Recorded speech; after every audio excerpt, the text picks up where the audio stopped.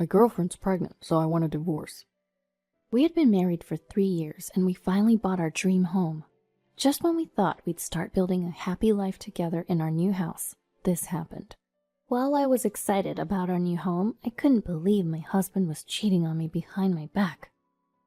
I won't let him live happily ever after with his affair partner. I'll get my revenge, no matter what it takes. My name is Sophia, and I'm 28 years old. I've been married to Brian for 3 years. From the start, both of our dreams was to buy our own home. We both worked hard, saved up, and even cleared the mortgage application. Finally, we bought our long-awaited new home.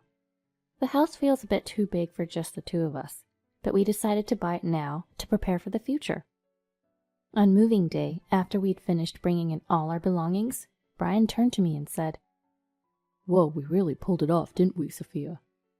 "Yeah, we did. We've been through a lot, but it feels like our dream has finally come true." There were times when I felt like giving up, but it was our love that kept us going. Oh my gosh, stop it, I'm blushing. Even after 3 years of marriage, Brian and I could still share jokes like this. Being with him was genuinely joyful and comforting. A month after the move, lately Brian had been working late quite often. Is work keeping him busy? It became a daily routine to check in with Brian before he left for work in the morning. "Brian, are you coming home late again today?" "Yeah, probably have to work overtime." "I see. You've been busy lately. Are you okay?" "Well, it's work. Can't help it. I'll eat dinner before I come home, so don't worry about me." "All right, just don't push yourself too hard, okay?" Even though Brian was coming home late, my days were filled with juggling work and household chores. Life was hectic, but I had a cozy home and a fulfilling job. I thought I was leading a somewhat satisfying life. Yes, that was until something happened. About 6 months after moving into the new house, I decided to bring up a topic with Brian. "Hey Brian, don't you think it's about time we consider having a child?" "Well, what? A child?" "Yeah, we've been married for quite a while now, and we've even bought a house. What do you think?" Let me think. After a brief pause, Brian gave me a rather vague response. "Well, having a child is a blessing, you know. Do we really need to set a timeline?" "That's true, but I'm almost 30, you know." "Having a kid at 30 isn't uncommon these days. Let's just leave it to timing." "Okay, got it. I remember how much you used to say, 'I want kids soon.' right after we got married. Now he seems less enthusiastic about it." Although Brian's reaction made me uneasy, I tried not to think too much about it. Then, 1 week later, I came home from work to find Brian, who's usually home after me, already there. Surprised but happy, I rushed over to Brian. "Brian, you're home early today. Let's have a quiet dinner together. I'll start cooking now, so just hang tight for a bit." "Before that, can we talk?" What's up?" "Can you sit over here?" Sensing a different atmosphere than usual, I sat down as instructed, but Brian seemed hesitant to speak. Growing impatient, I slowly urged Brian. "Hey, what's going on? Is something wrong?" "I want a divorce." "What? What did you just say?" "I'm sorry, Sophia. I know it's selfish, but I just can't go on anymore." "What are you saying? Divorce? This is a joke, right? We even bought a house, and we were just talking about having kids." I felt my head go blank with the sudden news. "Come on, Brian, you're joking, right? Divorce isn't something to joke about." "I'm not joking, I'm serious." "Why? Why would you suddenly say you want a divorce?" "Well..." What came out of Brian's mouth was unbelievable. "Chloe, the woman I've been seeing, is pregnant, so I want a divorce." "Chloe? What are you talking about?" "I can't abandon Chloe. I'll take responsibility and marry her." "I don't understand. Are you serious?" "Why would I joke about something like this? Just, please, let's end this." "I can't believe this. I never thought my husband would cheat on me, especially when we've been so close."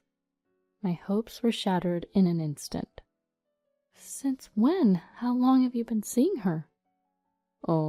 About 6 months? No, maybe a year ago. A whole year? So you've been involved with her even before we moved into this house? Tears started to fall as I struggled to accept this harsh reality. Was it some sort of nightmare? Seeing me like this, Brian awkwardly broke the silence. I'm really sorry. It's not your fault. It's all on me. Please don't cry.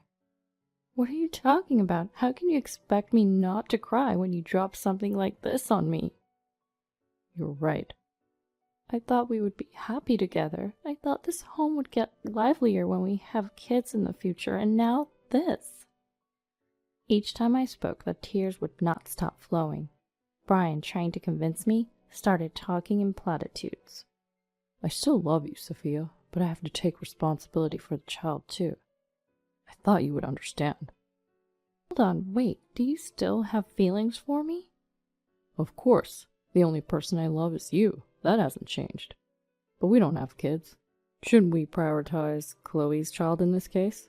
What was he talking about? If he loved me, he wouldn't have cheated in the first place, right?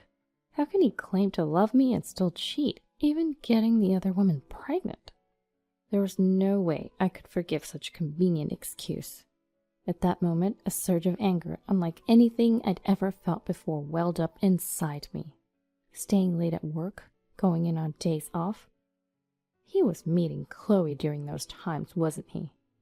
Thinking back, there were signs of cheating from the beginning. I just assumed he was busy with work. I wanted to slap the me who was praising him back then. But for now, I couldn't afford to get emotional. Doing my best to calm my racing heart, I told Brian. This is all happening so fast, I can't really wrap my head around it. I need some time. Oh yeah, makes sense. He nodded, visibly relieved. For now, let me go back to my parents' house.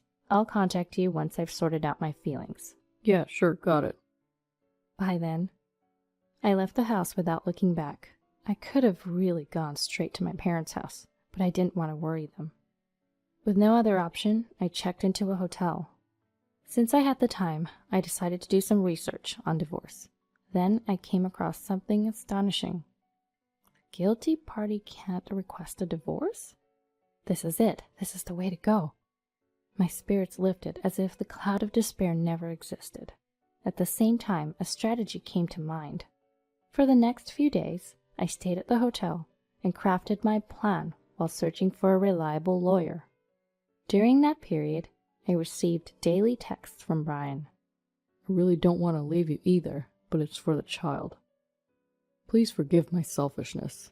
You're my only love, Sophia.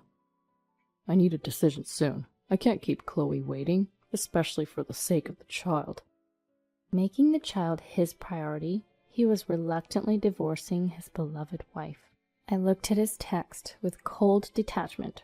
He was portraying himself as some tragic hero, and I simply replied, I need time to think. After a week, I returned home. Brian ran up to greet me, shouting, and assuming I had decided on the divorce, he took the liberty to proceed with the conversation. I was worried because you didn't come back for so long, but I knew you would understand. Sorry for the delay. I've finally sorted out my feelings. That's fine. Don't worry about it. So let's get to the divorce paperwork right away. I'm not getting a divorce. What? Brian's hand, holding the divorce papers, froze in mid-air. Ah ha ha. What are you talking about, Sophia? That's a funny joke. A joke? There's no way. I will not divorce. Not ever. Well, why? Didn't you sort out your feelings? I did. I took a full week to think and decided not to divorce.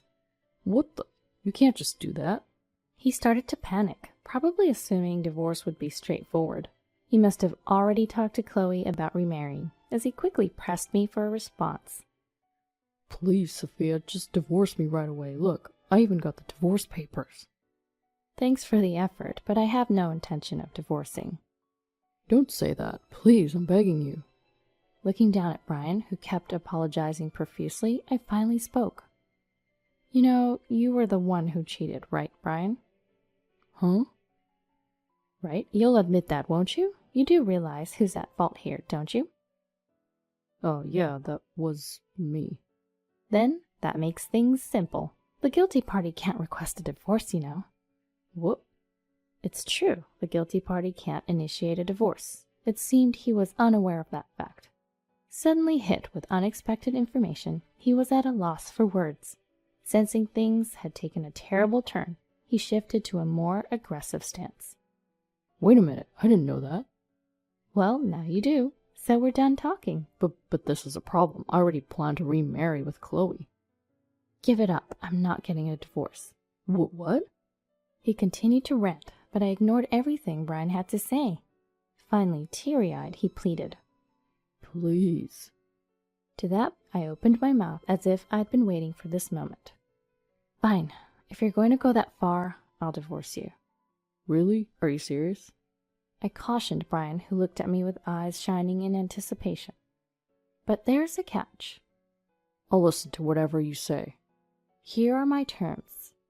I explained each point as if drilling it into him. Firstly, all the savings we've accumulated since we got married, plus the savings from your bachelor days, and then the money we get from selling this house. All of that will be given to me as compensation and property distribution in the divorce. Those are my terms. What? Are you kidding me? That's impossible. Brian's face turned beet red as he rejected the conditions. Of course he did. If Brian were to agree to these terms, he'd find himself not just broke, but shouldering a 30-year mortgage on a brand new house all by himself. I resisted the urge to smirk and said to Brian calmly, If you can't accept my terms, then no divorce. What? Are you kidding me? No one would agree to this madness. If it's not doable, it's fine. We just won't divorce. After that, Chloe gave Brian a real earful.